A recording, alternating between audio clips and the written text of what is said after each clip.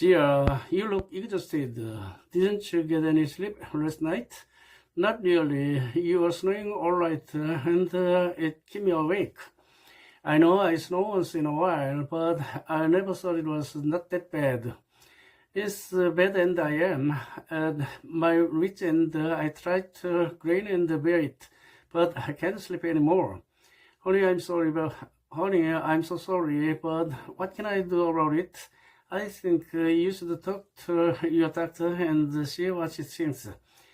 So, what did your doctor say about your snoring? Well, he said I should try to lose about 10 kilos. Otherwise, my snoring could wreak havoc on my overall health. Is there anything else you can do? He suggested I sleep on my side and buy an anti-snoring mouse guard. I can't wait months until you lose weight. Your snoring is so loud, it could wake the dead. Then I think it's in everyone's best interest if I sleep in the guest room for now. Since you've been exercising and wearing the mouse guard, your snoring hasn't been as bad. I can feel the difference from losing a few clothes.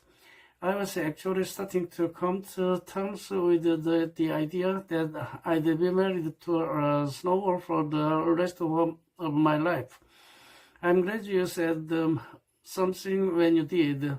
It must have been hard to bite your tongue for so long. It was terrible. At least now I can nip it on the bud before it ends up affecting my lifespan. You look well rested. I am. My sleep app said I only snored for 5 minutes last night. That's amazing. Snowing creates a vicious cycle where I'm too tired to exercise, which causes me to gain weight and snow more, leaving me even more tired. I'm proud of you exercising even though you are so tired, and I know you'll keep it up.